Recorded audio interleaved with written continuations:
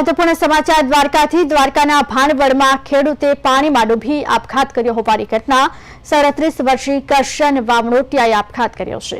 છેલ્લા 5 વર્ષે બેંક લોનના કારણે ડિપ્રેશનમાં હતા। કમોસમી વરસાદને કારણે પાક નુકસાની થઈ ખેડૂતનું દેવું વધી જતા આપઘાત કર્યો છે। ત્યારે ભાણવડમાં ખેડૂતે આપઘાત કર્યો હોવાની ઘટના પાણીમાં ડૂબી અંતિમ પગલું ભર્યું છે, પોતાનું જીવન ટૂંકાવ્યું છે। 37 વર્ષીય કરશન વામણોટિયાએ આપઘાત કરી દેતા ચકચાર મચી ગઈ છે।